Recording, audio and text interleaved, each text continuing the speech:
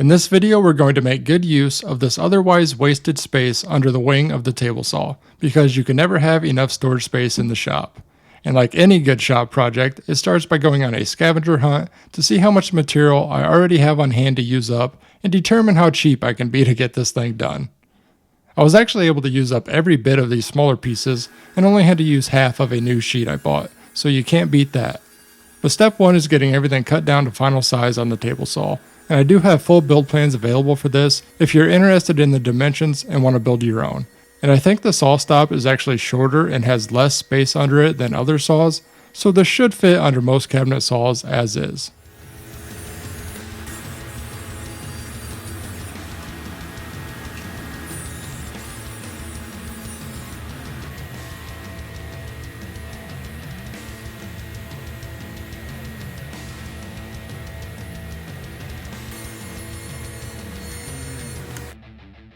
With all the parts cut to size, next I went ahead and applied iron-on edge banding to just the edges that will be visible in the end. It is a shop cabinet, but just personal preference here, I'd rather not see the plywood edges, and there's not much to do here, so only a few minutes to get them covered and looking clean.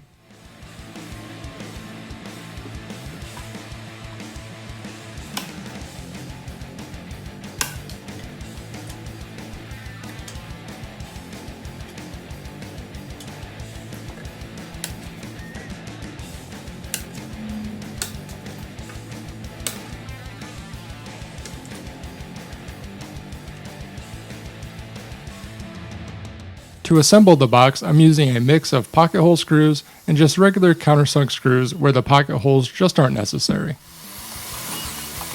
Before I start putting the box together, next I marked out and installed as many drawer slides as I could.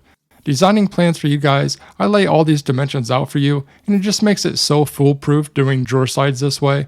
Simply mark a center line where the slide needs to be, and then you can sight through the holes in the drawer slide to get it lined up and screwed in. Makes it so easy having full access and visibility with just the single panels laying down flat like this. On the main section of drawers, I'm able to get the bottom 3 slides installed and leave the top one off for now so we have access to those pocket holes, but at least it's already marked and ready for when we install it after assembly. The other side of the cabinet where a vertical pullout will be has just 2 slides, so again installing just the bottom one and leaving the top off for now. Moving on to assembly. Here I have the cabinet upside down, so I'm screwing the right panel down into the top panel with those pocket holes. Now that we're done with those pocket holes, I can go ahead and get that top drawer slide installed. And it's important to get this done now, because once I install the next center panel, access to this slide would be a real pain.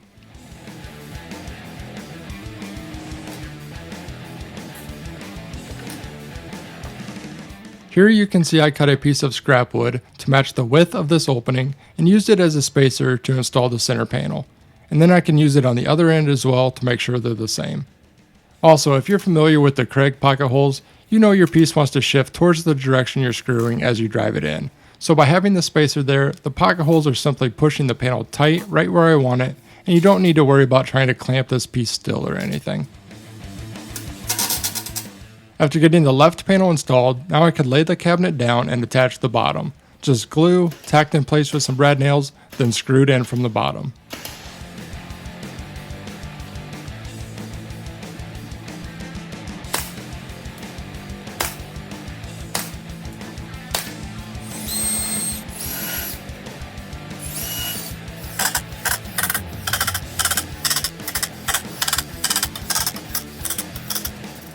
Now I can get those other 2 top drawer slides installed, still working with gravity by laying the cabinet down and just lining the slide up with the mark I already made at the beginning.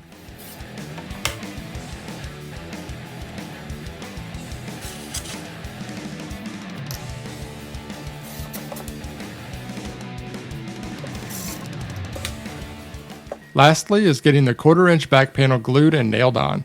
This piece is the backbone, literally, to keeping the cabinet square and from racking, so super important that this piece is cut nice and square.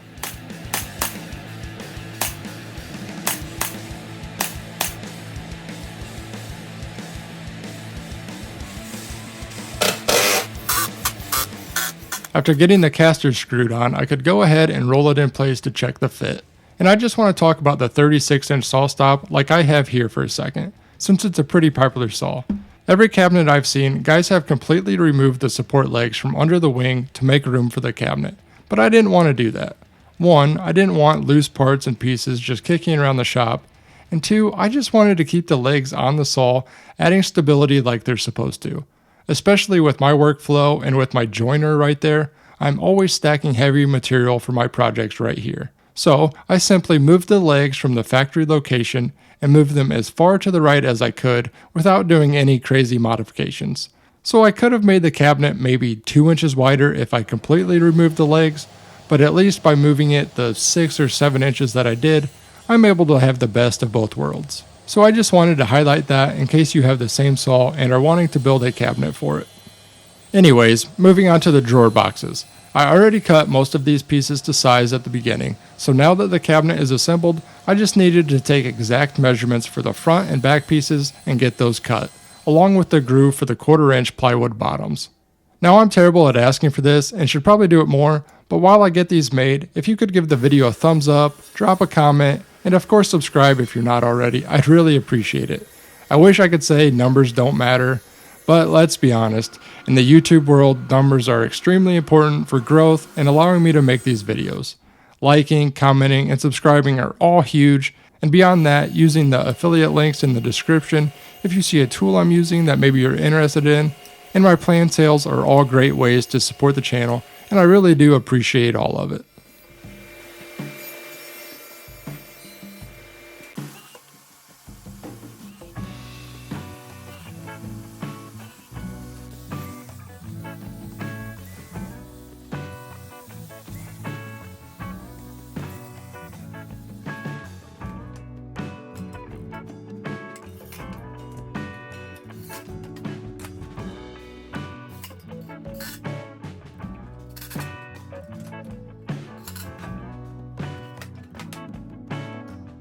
I've shown drawer boxes made like this many times on the channel now, so just quickly, pocket holes on the front of the front piece since we'll be adding a drawer front that'll hide those, then on the back of the back piece since that'll never be seen, then the sides are completely clean and you have some really strong and quick drawers.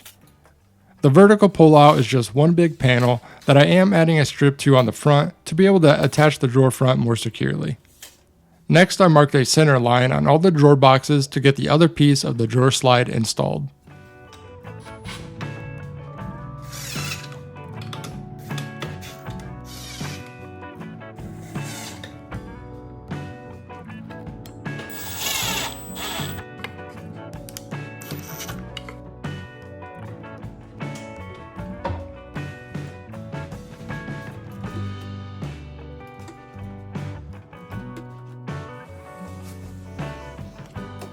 On the vertical pull-out, I only attached the bottom slide, and then I installed it in the cabinet to get the top one attached while it's in place. This is just an easy way to eliminate any measuring errors, trying to get them both lined up perfect.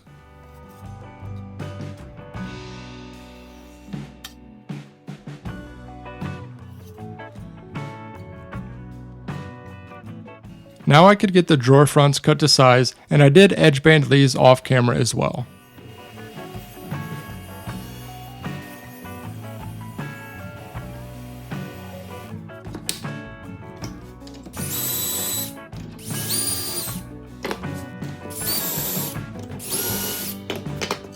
Again, let's not fight against gravity attaching these, so you could lay the whole cabinet back and install them that way, but I just temporarily tacked a ledger on the bottom that I could rest the first drawer front on and work up from there.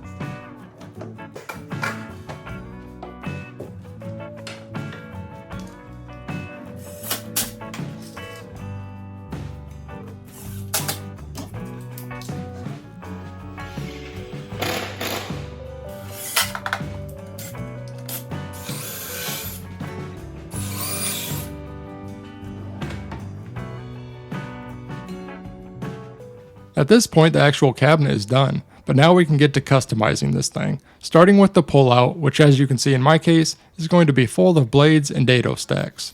I'm using a 1/2-inch dowel to hang the blades on, and I don't remember exactly, but I'm drilling a hole at like 10 or 15 degrees, so there's no worry of the blades falling off the dowel.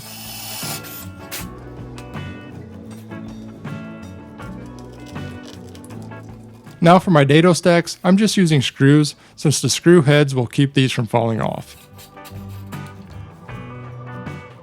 I'm not completely done with the blade storage yet, but while that glue dries on the dowels, I could work on adding this shelf to the left side of the cabinet. This is a perfect spot to be able to slide in and store my big crosscut sled, which I'm definitely due for building a new and nicer one, so let me know down in the comments if that's a video you'd like to see. As you can see, there's still lots of room on the right side to mount stuff if I wanted, and I designed the cabinet to where I can still open the top drawer even if the handle for the table saw fence is down. So that gives me some space up top to stash jigs and stuff like that if I want as well. Now to finish up the blade storage. I wanted to be able to stack multiple blades on those dowels, but I didn't want the teeth touching and just grinding against each other. So I fired up the CNC with a Freud 1/4-inch downcut bit to cut some circle spacers that I can put in between each blade to space them out. Just using cardboard here would be a good option too, but I had the 1/4-inch plywood, so this was great to make them nice and durable.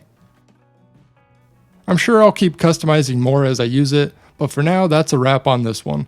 Like I said, full build plans are available, linked in the video description, along with all the tools and products I used throughout the video. Until next time, take care.